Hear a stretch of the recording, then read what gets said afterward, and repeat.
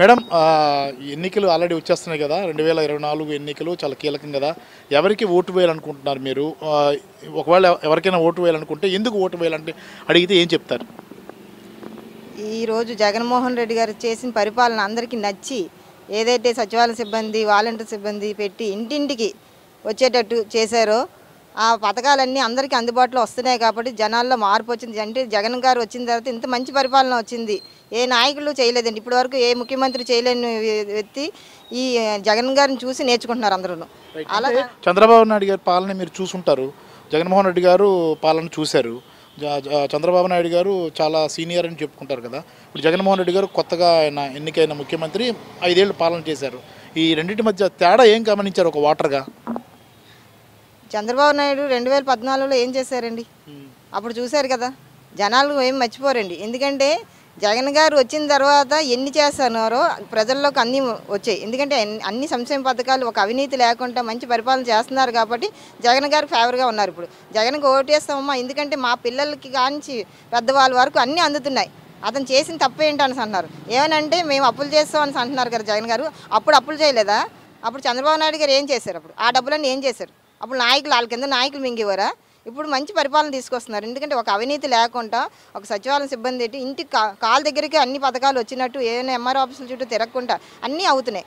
అది అవుతున్నాయి కాబట్టి జనాల్లో మార్పు వచ్చింది. ఎవరు ఎన్ని చేసినా సరే జగన్ గారికే ఇప్పుడు ఓటేస్తామని అందరూ అంటున్నారండి. అంటే మీరు కూడా వైసీపీకి ఓటు వేయడానికి నిర్ణయించుకున్నారా? మేము ఎలాగ వైసీపీ తరఫున నుంచున్నాం కాబట్టి వైసీపీకి ఓటేస్తాం. ఎందుకంటే మేము కార్పొరేటర్గా గెలిచామంటే జగన్ గారు మమ్మల్ని నమ్మి టికెట్ ఇచ్చి ప్రజల్లో ఉన్నాం కాబట్టి ప్రజలందరూ మమ్మల్ని ఎన్నుకున్నారు. ఈరోజు 57వ వార్డు కార్పొరేటర్గా నేను గెలిచాను. నేను వార్డులో తిరుగుతున్నాను, గడప గడపకి కూడా. తిరిగినప్పుడు కూడా ప్రజల్లోని అడుగుతున్నాం, అమ్మా జగన్ గారు వచ్చిన తర్వాత మీకు ఏమైనా అందుతున్నాయి, ఏం చేస్తున్నారు అంటే, లేదమ్మా మాకు అన్నీ అందుతున్నాయి, జగన్మోహన్ రెడ్డి అన్ని కాళ్ళ దగ్గరికి వచ్చి ఇస్తున్నారు, అతను చేసిన తప్పేం లేదు, అన్నీ అందుతున్నాయి కాబట్టి మేము అతనికి ఓటేస్తాం అంటున్నాం. ఎవరో కిట్లైన వాళ్ళు చేస్తారు తప్పించి అందరూ కూడా మంచిగా ఎన్నుకుంటాననేసి మాటిస్తున్నారు సార్. ఎన్నికలు ప్రచారం మొదలైంది, అందరూ కూడా ఇంటింటి ప్రచారం చేస్తున్నారు కదా. ఇప్పుడున్న పరిస్థితుల్లో ఈ ఎన్నికలు చాలా కీలకమని చాలామంది అంటున్నారు. కానీ మీ మనసులో ఏముంది, ఎవరైతే బెటర్ అని అనుకుంటున్నారు మీరు? మనసులో ఏముందని చెప్పాలన్నా మాకు జగన్ గారు అంటే చాలా అభిమానం సార్. అతను చేస్తున్న పనులు, అభివృద్ధి కార్యక్రమాలు కానీ, ఇప్పుడు పెన్షన్లు ఒకటి ఆపేశారు, వాళ్ళు ఎంతో బాధపడుతున్నారు సార్. ప్రతి నెల 1వ తారీఖు రాగానే వాలంటీర్ తీసుకెళ్ళి తెల్లవారితో 6 గంటల తలుపు తొట్టి ఇచ్చేవారండి. వికలాంగులు కానీ, ముసలోళ్ళు కానీ, వృద్ధులు కానీ, ఒంట్లో బాగులేని ఆరోగ్య పరిస్థితి ఇదైన వాళ్ళు కూడా, మంచాన పడి ఉన్న వాళ్ళు కూడా తీసుకెళ్ళి ఇవ్వడం, వాళ్ళు ఎంతో సంతోషపడేవారండి. ఇప్పుడు అలాంటిది గత ప్రభుత్వం ఎప్పుడో పసుపు కుంకాలు ఎప్పుడో చంద్రబాబు ఉండేటప్పుడు ఇచ్చినవి అప్పుడు మా జగన్మోహన్ రెడ్డి గారు ఆపలేదండి వాళ్ళకి. అవి ఆపలేనప్పుడు ఇప్పుడు వీళ్ళు ఈ పెన్షన్లు వాలంటీర్లు పంచుతున్నారని ఆపడం చాలా తప్పండి. అప్పుడు ప్రతిపక్షంలో జగన్మోహన్ రెడ్డి గారు ఉండేటప్పుడు, చంద్రబాబు నాయకుడిగా ఉండేటప్పుడు పసుపు కుంకాలుగా ఆడవాళ్ళు 10,000 పంచినప్పుడు కూడా ఎందుకు పంచుతున్నాం అని కూడా మా జగన్మోహన్ రావు గారు అనలేదు. అలాంటప్పుడు ఇప్పుడు వాలంటీర్లు ఇస్తున్నారంటే వీళ్ళకి ఎందుకంటే అంత అభ్యంతరం దేనికి? సరే, ఇవన్నీ చూస్తున్నారు కదా మీరు. చంద్రబాబు నాయుడు పాలన చూశారు 2014 నుంచి 19 వరకు, 2019 నుంచి 24 వరకు జగన్మోహన్ రెడ్డి పాలన చూశారు. మీకు ఏ పాలన నచ్చింది? జగన్మోహన్ రావు గారిదే పాలన నచ్చిందండి. అతనిదే జగన్మోహన్ రెడ్డి గారిదే పాలన నచ్చిందండి మాకు. ఎంత బాగుందంటే ప్రతి ఎక్కడికి వెళ్ళినా సరే, ఏది చేసినా సరే జగన్మోహన్ రెడ్డి గారినే చెప్తున్నారండి. సిటీలో చాలామంది అంటే అన్నీ పెరిగాయి, జగన్మోహన్ రెడ్డి గారు వచ్చాకనే అసంతృప్తితో ఉన్నారని ప్రచారం జరుగుతుంది. ఎంతవరకు నిజమంటారు? మీరు కూడా విశాఖపట్నంలో ఉన్నారు కదా. ఏంటి అది అనుకోవడం తప్పండి, అలాగ అనుకోవడం. మరి ఇప్పుడు జగన్మోహన్ రెడ్డి గారు ఉంటుండగా అన్నీ పెరిగిపోయి అనేటప్పుడు అవతల అగనిస్ట్ పార్టీ వచ్చినప్పుడు కూడా పెరిగితే కదండి, అప్పుడు కూడా అలా ఎలా అనుకోలేండి. మరి వాళ్ళు వచ్చినప్పుడు పెరిగితే అది మంచిది. జగన్మోహన్ రెడ్డి గారు ఉండేటప్పుడు జగన్మోహన్ రెడ్డి గారు ఏం పెంచట్లేదండి. గవర్నమెంట్ పరంగా చేసుకుంటే సెంట్రల్ నుంచి వస్తున్న దీన్ని బట్టి మాట్లాడాలి. కానీ జగన్మోహన్ రెడ్డి గారు గ్యాస్ కానీ ఇలాంటివి కానీ అతనికి సంబంధం లేదండి. ప్రజలు అనుకోవడం అపోహ. కానీ జగన్మోహన్ రెడ్డి అంతా మంచి పరిపాలన చేస్తున్నారు. ప్రజలకు ఏది కావాలో పేద సాదా అన్నోళ్ళు చూసుకొస్తున్నారండి. మిగిలిన చాలా పార్టీలు మీ ఇంటికి వస్తున్నాయి కదా ప్రచారానికి, మీరేం చెప్తారు వాళ్ళకి? ఏం చెప్పాలండి, ఇప్పుడు వచ్చి ప్రచారాలు చేస్తే ఏముందండి, కరోనా టైంలో ఒక్కరు కూడా కనిపించలేదండి.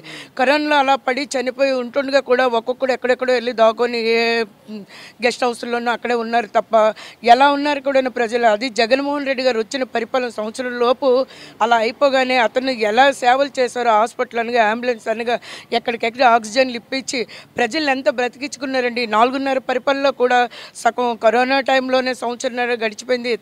వచ్చిన తర్వాత అవతల అప్పులు చేసి వదిలేసిన గవర్నమెంట్ని ఇతను తీసుకొని వచ్చి ఎన్నో బాధ్యతలు చేశారు సార్ అతను. ఎందుకంటే జనసేన కానీ, ఇంకా బీజేపీ కానీ, టీడీపీ కానీ, కాంగ్రెస్ కానీ ఇంతమంది కలిసి ఒక్క జగన్మోహన్ రెడ్డి మీదకే వస్తున్నారండి. అది చాలా తప్పండి. ఎందుకంటే అతను మామూలు సాదాసీదా మనిషిగా మా ప్రజలు మా మనస్తత్వం తెలుసుకొని అతను మసులుకుంటున్నారు కానీ సరే స్వార్థం అనేది ఎక్కడ చూపించలేదండి. నెక్స్ట్ వచ్చేది కూడా జగన్మోహన్ రెడ్డి గారే వస్తారండి, అది 100% మేము చెప్పగలమండి. మళ్ళీ వచ్చేది సీఎం గారు మా జగన్ గారు. అలాగే పశ్చిమ నియోజకవర్గంలో ఆడారి ఆనంద్ కుమార్ గారు ఉన్నారు సార్. అతను కూడా మానవత్వంతో పేద ప్రజలంటే ఏటో అతను మనసు తెలుసుకొని ప్రతి ఒక్క ఇంటింటికి వెళ్ళి ఒకళ్ళ ప్రాబ్లం ఏంటి, హెల్త్ పరంగా కానీ లేకపోతే పెన్షన్ల పరంగా కానీ ఫైనాన్షియల్ పరంగా కానీ నేనున్నానమ్మా అని చెప్పి భరోసా ఇచ్చి ప్రతి ఒక్కరికి ఆదుకుంటున్నారండి. అతను నిజంగా ఆడారి ఆనంద్ కుమార్ గురించి చెప్పాలంటే మాటలు చాలట్లేదండి. మా దృష్టిలో మాత్రం అతను మాకు ఎమ్మెల్యే అండి. అతను పోటీలో గెలిచినా గెలకపోయినా మాకు మాత్రం అతను ఎమ్మెల్యే. లేదు సార్, 100% గెలుస్తారండి, 100% గెలుస్తారండి. మేడం చెప్పండి, ఎన్నికలు ప్రచారం జరుగుతుంది కదా, మీ ఇంటికి ప్రచారానికి అందరూ వస్తున్నారా?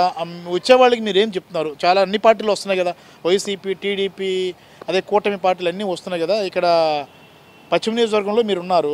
ఒకవైపు టీడీపీ అభ్యర్థి గణబాబు, ఒకవైపు వైసీపీ అభ్యర్థి ఆనంద్ కుమార్ గారు ఉన్నారు. మీ వచ్చే వాళ్ళకి మీరు ఏం చెప్తున్నారు సమాధానం? సార్ మేమైతే, నా పేరు మున్ని అండి, వెస్ట్ కాన్స్టిట్యున్సీలో 52 వార్డులో ఉంటున్నాము. మేమైతే ఎన్నికలకు ప్రచారానికి ఎవరిని రావద్దనే చెప్తున్నామండి. ఎందుకంటే మేము ఫిక్స్ అయిపోయాం, ఆనంద్ కుమార్ గారే గెలుస్తారు, ఆయన ఎమ్మెల్యేగానే చూస్తాము. అలాగే నెక్స్ట్ సీఎంగా జగన్మోహన్ రెడ్డి గారినే గెలిపించుకుంటాము. అట్లాగే జగన్మోహన్ రెడ్డి గారికి ఆనంద్ గారు గిఫ్ట్గా ఇచ్చేది వెస్ట్ కాన్స్టిట్యున్సీ నియోజకవర్గంలో ఆనంద్ కుమార్ గారు ఎమ్మెల్యేగానే మేము చూస్తాం. అంటే ఆనంద్ గారు తొలిసారి పోటీ చేస్తున్నారు, గణబాబు గారు 2 సార్లు పోటీ చేశారు, ఎమ్మెల్యే గెలిచారు. అంటే ఆ గణబాబు గారు తెలుగుదేశం పార్టీలో ఎమ్మెల్యేగా ఉంటూ ఏమీ చేయలేదని మీరు అనుకుంటున్నారా? 100% చేయలేదండి. ఇప్పుడు ఎమ్మెల్యేగా ఆడారి ఆనంద్ కుమార్ గారు దగ్గర 16 నెలల నుంచి కష్టపడుతున్నారు. ప్రతి వార్డులోనూ ప్రతి గడపకి వెళ్ళి కూడా ప్రతి ఒక్కరు సాధక బాధలు వింటూ వాళ్ళకి ఏదైనా పెన్షన్ రాకపోయినా సరే, ఇల్లు లేకపోయినా సరే సొంత డబ్బులతోటి ఇల్లు కట్టించి ఇవ్వడం, అలాగే సొంత డబ్బులతోటి పెన్షన్లు ఇవ్వడం, ఏదైనా హెల్త్ పరంగా ఎవరికైనా ఏదైనా ఉంటే సహాయం చేయడం, విద్యాపరంగా కూడా స్కాలర్షిప్స్ ఇప్పించడం, నిరుద్యోగంగా ఉన్న యువకులకి ఎవరికైనా సరే కొన్ని కంపెనీలు తీసుకొచ్చి వాళ్ళకి ఉద్యోగ రీత్యా వాళ్ళకి అవకాశం కల్పించడం అనేది చేస్తున్నారు. కాబట్టి ఖచ్చితంగా జగన్మోహన్ రెడ్డి గారు ఆడారి ఆనంద్ గారిని ఏదైతే నిర్మించారో అది మా యొక్క నియోజకవర్గంలో మాకు గిఫ్ట్గా మేము భావిస్తున్నాం. ఎందుకంటే దేశ ప్రజలందరూ జగన్మోహన్ రెడ్డి గారు సంక్షేమ పథకాలు ఇచ్చి జగన్మోహన్ రెడ్డి గారు ఎంత ఇదిగా ఇష్టంగా మాకు జగన్ గారే మాకు సీఎం కావాలి అని ఎలాగనుకుంటున్నారో మేము కూడా ఆడారి ఆనంద్ గారుగా గెలిపించుకొని మేము ఆయన కోసం ఒక కార్యకర్తలుగా మేము పనిచేసి మేము ఆడారి ఆనంద్ గారిని ఎమ్మెల్యేగా చూడాలనేదే మా కోరిక. అంటే మీరు ఒక గృహిణిగా ఉన్నారు, మీరు ఒక కార్యకర్తగా పనిచేస్తూ ఉంటారు. ఎందుకు అంత వైసీపీ అంటే ఎందుకు అంత అభిమానం? అంటే మీరు ఇంట్లో చాలా పనులు చేసుకుంటే ఒక గృహిణిగా మీరు ఉన్నారు, ఇంతగా అభిమానాన్ని చూపెట్టాల్సిన పరిస్థితి ఎందుకు వస్తుంది? గత ప్రభుత్వం చూసాం, 14 సంవత్సరాలు చంద్రబాబు నాయుడు గారి ప్రభుత్వం చూసాము. అందులో ఎన్ని బాధలు పడ్డాము, ఎంత ఇబ్బందులు పడ్డాము అనేది ప్రతి ఒక్క ప్రజలు కూడా గమనిస్తున్నారు. ఈరోజు జగన్మోహన్ రెడ్డి గారు నవరత్నాలు తీసుకొచ్చిన తర్వాత నవరత్నాల్లో 99% అంతా కూడా ఏదైతే ఇస్తాను అన్నారో అది ఇచ్చారు. మడమ తిప్పకుండా మాట తప్పకుండా ఇచ్చారు. ఆ విధంగా ఇచ్చినప్పుడు ఇప్పుడు ప్రతి ఇంట్లో కూడా చిన్న పిల్లల దగ్గర నుంచి ముసలోళ్ళ వరకు కూడా అన్ని పథకాలు ఇచ్చి వాళ్ళు ఎప్పుడు ఏదైనా జాబ్ చేస్తేనే మనిషికి డబ్బులు అనేది వస్తాయి నెల. అలాంటిది ఈరోజు జగన్మోహన్ రెడ్డి గారు ప్రతి ఒక్కరికి ఇంట్లో చిన్నపిల్లల దగ్గర నుంచి పెద్దవాళ్ళ వరకు ఇస్తున్నారు అంటే ఆయన గొప్పతనమే కదండి. అలాంటి వ్యక్తినే కావాలని కోరుకుంటాం కదా. సార్ ఈరోజు మేము నూరు భాష కార్పొరేషన్ నూరు భాష సంఘస్థులుగా మేము ఉన్నాము అంటే ముస్లిమ్స్ గాను అది జగన్మోహన్ రెడ్డి గారు మాకు 2 జీవోలు ఇచ్చారు సార్. ఏంటంటే పిల్లలకి ఇండియన్ ముస్లిమ్స్ అని అంటే ఉద్యోగాలు అవి రాకుండా ఉన్నందుకు దూదేకల ఇండియన్ ముస్లిం మేము కూడా ముస్లింలమే అని ఒక ఇది అనేది మమ్మల్ని కూడా ముస్లింలుగా యాడ్ చేసి ఈరోజు ఆ యొక్క జీవోని ఇవ్వడం వల్ల మేము చాలా సంతోషిస్తున్నాము. గతంలో రాజశేఖర రెడ్డి గారు ఉన్నప్పుడు 125 జీవో మీద 4% రిజర్వేషన్ ఇచ్చారు. ఆ రోజు ప్రతి ఒక్క ముస్లిం కూడా డాక్టర్లు గాను ఇంజనీర్లు గాను సాఫ్ట్వేర్లుగా ఈరోజు చాలా ఉన్నత స్థాయిలో ఉన్నారు. ఆ తర్వాత చంద్రబాబు నాయుడు వచ్చిన తర్వాత ఆ జీవోని క్యాన్సిల్ చేశారు. చేయడం వలన అలాగే ఫీజు రీఎంబర్స్మెంట్ కూడా ఇవ్వలేదు. ఈరోజు ముస్లిమ్స్ అంతా ఏదో ఇది ఏంటంటే ఆటోమొబైల్ మటన్ షాపులు అవి చేసుకునే పిల్లలకి ఆ విధంగా చేయడం అనేది చాలా చాలా బాధపడ్డారు. ఈరోజు జగన్మోహన్ రెడ్డి గారు వచ్చిన తర్వాత కూడా ఆ జీవోని ఇవ్వటం, మళ్ళీ ఇంకో జీవో ఏంటంటే నూరు భాష దీంట్లోనే సగం పింజారోడ సగం సాయిబు అనేసి పేర్లు పెట్టి పిలవడం చేయడం అది కొన్ని సినిమాల్లో కూడా మనం చూసాం వింటున్నాం కూడా. అది మతపరంగా చాలామంది బాధలు పడిన రోజులు ఉన్నాయి.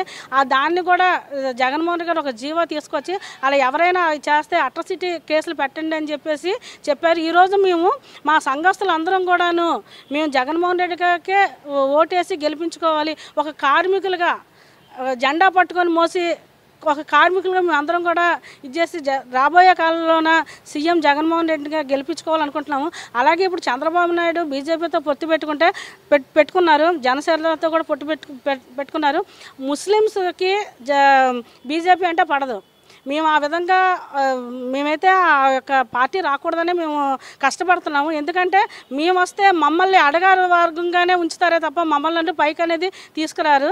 ఆ విధంగా తీసుకొచ్చే ఏకైక వ్యక్తి ఎవరంటే జగన్మోహన్ రెడ్డి గారు, రాజశేఖర రెడ్డి గారే. మమ్మల్ని గుర్తించి మా కోసం చేసిన మనిషి కోసం మేము ఎంతటికైనా పోరాటానికి రెడీగా ఉన్నాం. స్టార్ క్యాంపెయినర్ మీరే అవుతారా వైసీపీ కోసం? అలా నేను కార్యకర్తగానే ఇచ్చేస్తాను. మాకు మా ఫ్యామిలీలో కాంగ్రెస్లో ఉన్నారు. అలాగే ఈరోజు జగన్మోహన్ రెడ్డి గారు వెంటనే ఉంటూ మేము పనిచేయడానికి ఇది అవుతున్నాం. మాకు జగన్ గారే రాబోయే కాలంలో మా పిల్లల భవిష్యత్తు కూడా బాగుండాలి అంటే జగన్మోహన్ రెడ్డి గారే సీఎం కావాలని కోరుకుంటున్నాను. ఓకే.